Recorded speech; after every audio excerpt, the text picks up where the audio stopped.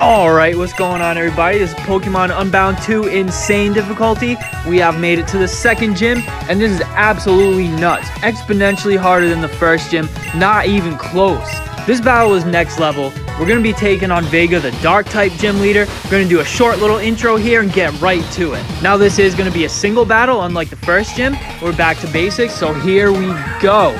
He's going to start with Liepard, and I lead with Mawile. Every gym in this game has a unique field effect. As you can see, negative emotions fill the air. This deals damage at the end of every turn to every Pokemon on the field that's not a dark, psychic, or ghost type. So we start with Sucker Punch here. It's not going to do very much damage, but we need to break his sash. Liepard fires back with Gel's Burn. This is going to take us out in one shot, but Mawile has done his job. We broke the sash and also got the Intimidate off as well. So now we've set ourselves up where we can bring in a Azumarill, and he'll be able to one-shot Liepard with the Play Rough now that his Focus Sash has been broken from the Sucker Punch. Now Liepard's going to move first here. He attacks with Night Daze, but he misses. Azumarill attacks with Play Rough, and this is going to be enough to one-shot the Liepard, but the miss on the Night Daze is huge. It's like a 95% accuracy move, and it usually hits almost every time, but because Azumarill is still at full health, this is going to have a huge cause and effect on the rest of the battle. The negative emotions torment Azumarill at the end of the turn, and we're going to take a little bit of damage because we are not a Ghost, Dark, or Psychic type. Now here Pawniard comes out, and this screws up the whole strategy, because normally Azumarill is about at half health right now from Night Daze hitting, and that baits out Honchkrow normally, which is what we wanted. But instead, because Azumarill did not get hit, we're going to have to adapt to the strategy here. We have to deal with Pawniard first. So we're going to bring out Pignite here, our Pawniard counter. He goes for Swords Dance on the first turn, which is worst case scenario. This means we're going to have to rely on some RNG here in just a minute. But first, we're going to get tormented by the negative emotions and take some damage at the top of the turn.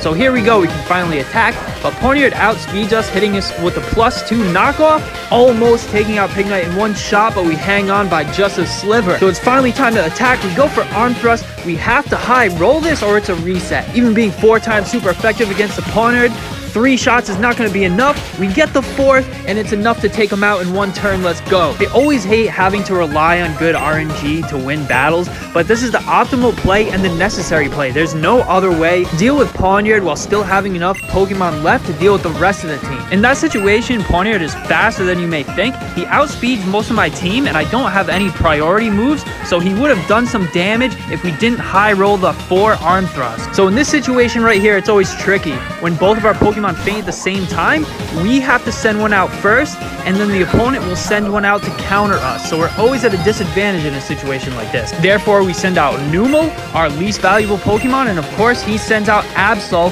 his ace, but just you wait. Numel's IVs are basically non-existent, but he does have the ability Simple, which doubles all stat boosts for moves like Curse, but we're not going to get time to Curse up, unfortunately. Vega activates the Mega Cup, and that's right, folks. Absol is going to evolve into Mega Absol. And yes, this is the second gym. This is only the second gym.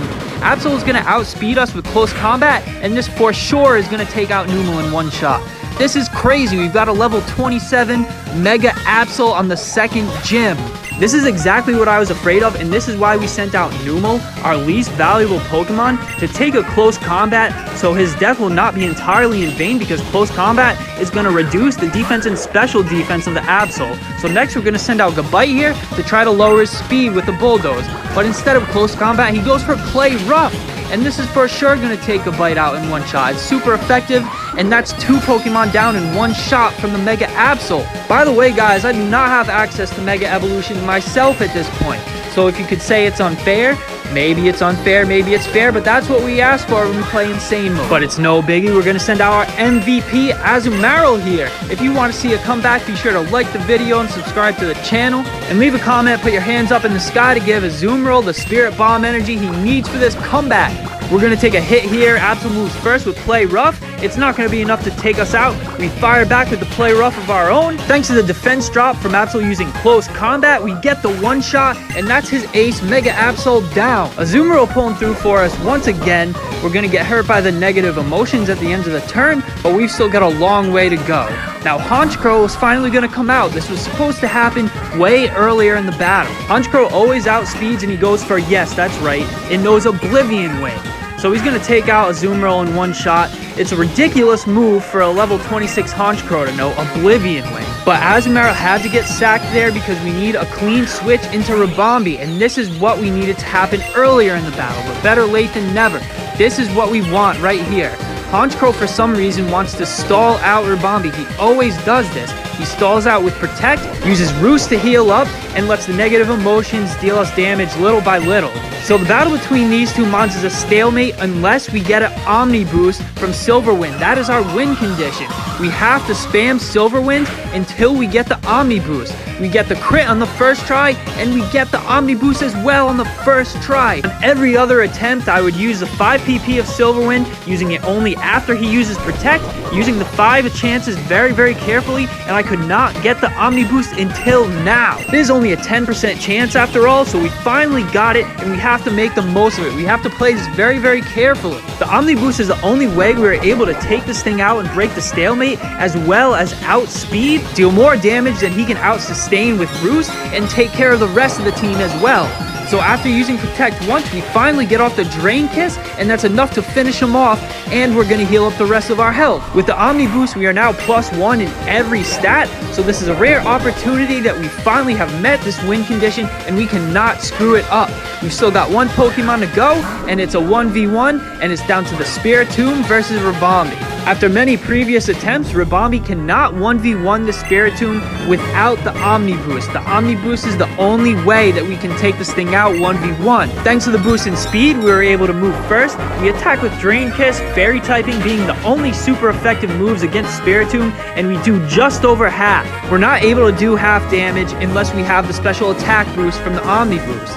Now we get hit with Silver Wind, that's okay. Spiritomb is actually a staller as well. He's healing from leftovers, we are burned, and we will still take negative emotions damage at the end of the turn. But luckily for us, Drain Kiss is a super effective move that heals us. That is the only way to beat this thing. As predicted, he goes for the Protect on the next turn. That's fine, there's nothing we can do about it, but we do have to be careful of his ability Pressure. We have limited a number of PP left for Drain Kiss, so we have to play this wisely. Another turn is going to go by, we take burn damage and negative emotion damage.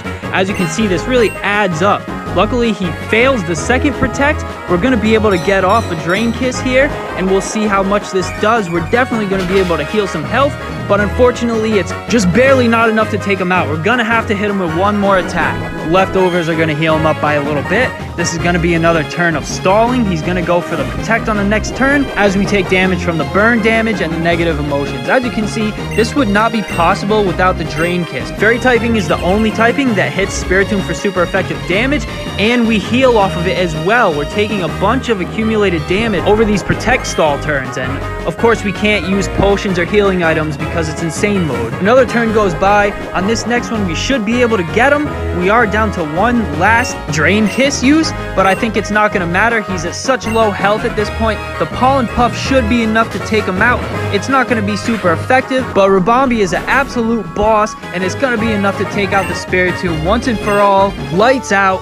Gym leader Vega, GG. Things didn't go exactly as according to plan. We did things a little bit out of order, but either way, we were able to adapt and pull out the win. And that's what it's all about, adapting to situations, finding your outs, finding your win conditions, and doing whatever it takes to get the win.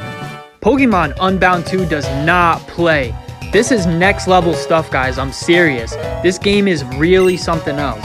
I can't tell you how many times I had to build a different team or try to EV train in defense or whatever, get the right EVs, think of a new strategy. But yeah, this game is ridiculously difficult and I love it. I hope you guys do too.